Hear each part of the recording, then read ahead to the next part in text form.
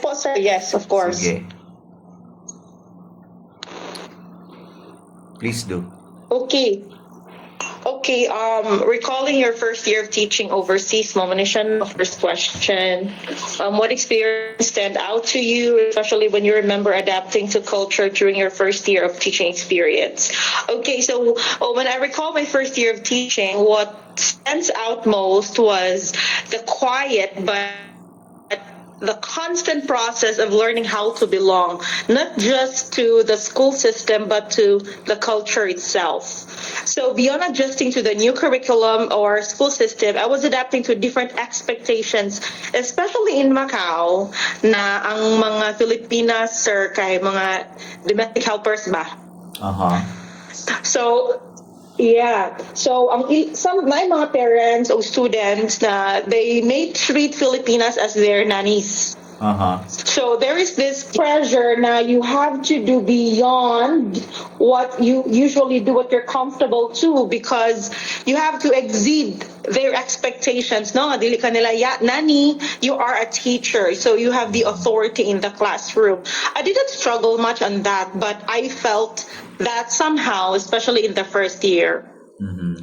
And another thing was there was a really huge adaptation ba or kanang adapting needed to the expectations of school as well, because they really expect so much, and the parents, there's a different level of expectations than sa Philippines. When I work in Thailand and in Macau, there's really a huge gap. They really want you to do more and more and more. Mm-hmm. Okay, so aside from that, I was used to warmth here in the Philippines, but overseas, I encountered more structured systems and unspoken cultural rules. Mm-hmm. And I remember I was feeling competent as a teacher, really, but I wasn't sure about it as a cultural participant, like in a classroom. There are many, for example, what's the example, ha? Okay, there is a Philippines. Okay lang na when our students are talking, no, in class, kung ano na sila, if they're doing collaborative work, it's okay for our kids to talk, Mm-hmm. right? Okay. But for them, it's a no-no. Mm. They always expect you and your students, especially the students, be just quiet and still sitting nicely with hands crossed on the table. So this is something very new culturally to me. Of course, our students here are respectful, but they're allowed to speak somehow in groups. But dito, sir, among especially ka-traditional, yung principal, gusto gid siya nga every time mo agi siya sa classroom, dapat nakalingkod ang mga bata and you are the authority. It's very different here. Okay. So, something na I can talk more and more. Pero muna siyang isa Stand sa out. mga First year ni mo sa first Yes, year. sir. Okay. And Yes, sir. looking back to that particular first year time, no? Can you describe how time felt different when you were immersed in the Mine felt experience? heavier and slower. Slower, okay. Compared to the Philippines. Time felt heavier and slower Uh-huh. because I have to be very intentional with how I speak, when to speak, and how to respond. I have to think of their culture. I have to be very respectful and considerate of their culture. Mm-hmm. Yeah. So even simple tasks took longer because I have to observe saan ka pa-respond sa mommy, no? And what did... Actually, sir, ang first year na po was very challenging kahit I had 5 students with special needs. Okay. I think that was one of the reasons why it was really heavy my first year in Macau. Yeah. Okay. And looking back, what did this mean to you? Like, time was slower. What did this mean to you? Sir, sorry, naputol, sir. Sorry po. What did this mean to you, yung slow? You had to be very slow. Paano ba? Slow means, kanang bito, just want to finish my task, but there's just too much in between. Na kailangan siya, everything should be intentional. You have to think about everything bitaw na I just want to Okay. finish them fast, but no, you can't because everything has to be thought of. Yun Oh, bitaw. okay. Ano? Sakto ba ko So, explain sa akong self? okay. Sige. So, I got the idea. So it was you had really to be intentional nga. Hunaon gyud nimo kung sa imong himuon kay slow man. Is that correct? Fair statement? Sorry. Hello? Hello? Joy? Oh, sorry. Joy? Hello? Hala, Sir Choppy, na po wala na dyan ka, sir. Wala na you go. Sorry ha. Okay Yes, ra? sir. Nawala na kay ka, sir. Karon, okay Sorry. na?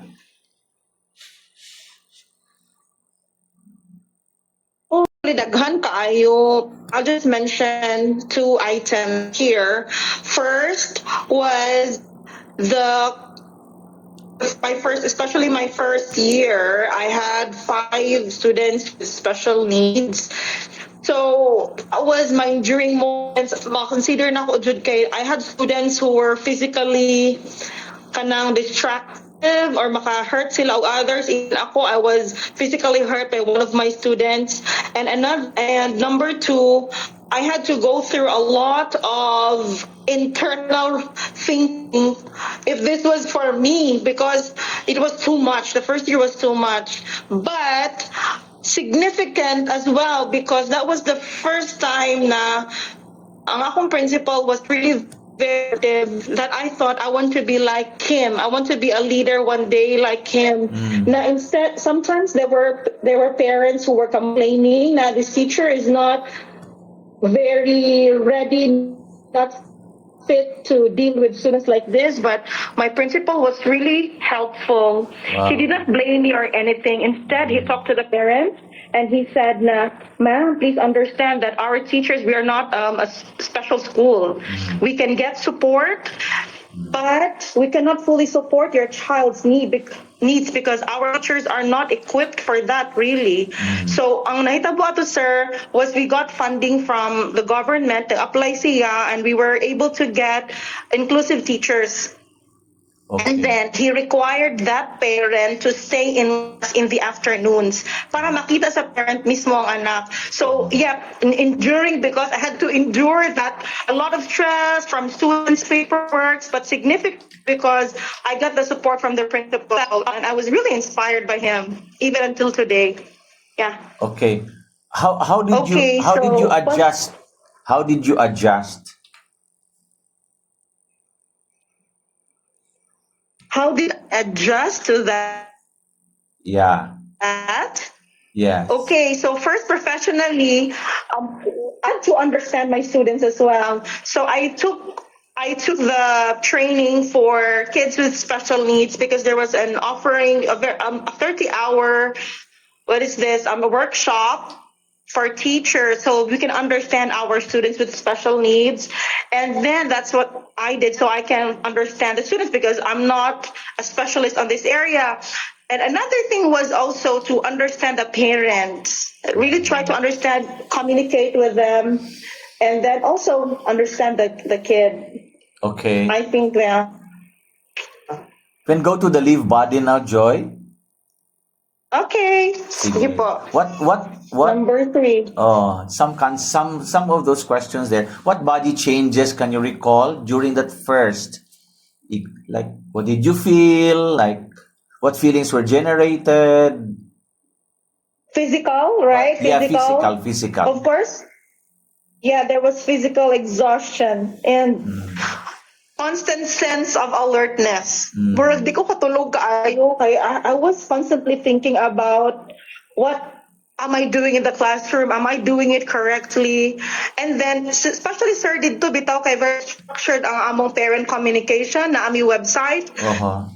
And of course, everything is recorded. Very conscious po ba? Ano pangita mo? No?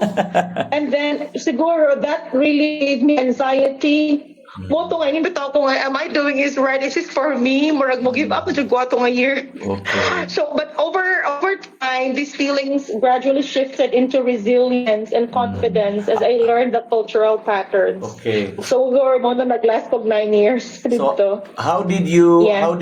adjust? How did you adapt bodily? Okay, so I learned to listen to my body. So I learned to listen to my body, then to respect my needs as well. And then, ma-adjust na lang ko if I need to, recognizing that, okay, this is the time that I need to rest. I need to rest. So I think that happened second year na good, sir. First year was really tough. So my second year, I was getting support more, and I was more aware of my needs as well. Self-awareness ba na? Okay, I have to stop at 4 o'clock, or siguro especially ka mga parents, sir, kaya they were constantly asking questions. So first year, sir, di ko katulog kaya I was always active sa akong phone ba nga pag respond ang parent, dapat mutubag jud ko dayon, no? But my second year, I learned na I have to build boundaries as well. Okay. And What feelings were generated sa first year? Stand out to you? anxiety, homesickness, and self-doubt. These three things. Okay. And what did this mean to you? Sir, kala naputol to, sir. Sorry, sir. Okay. Sa to.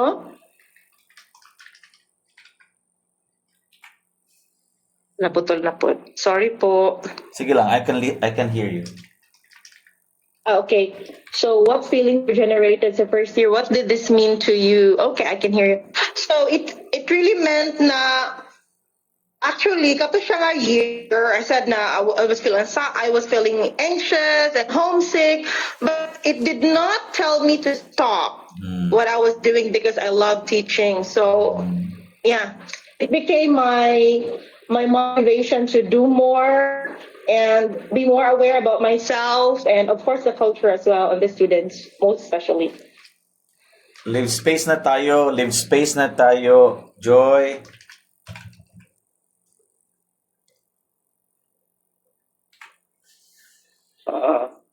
Okay, I will go to letter C, sir. Ha po to, sir. Yes, please. Live Okay po. Sige, my meaning of body experience. So my body became a space site of na. adaptation. Lived space na tayo, Lived Joy. space na. Okay, sige. Okay po. Okay, sure. The physical environment was clean, efficient, and highly structured, both supported and challenging to, not challenged, both supported. The classrooms were well equipped. I like that one because our classrooms are actually huge. At the beginning, I had 16 students only, but my classroom was pretty huge.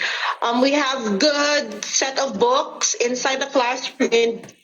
The library itself is really beautiful, and not only beautiful, but ilahang books, the ma-enjoy ko ng mga bata. I really like that one.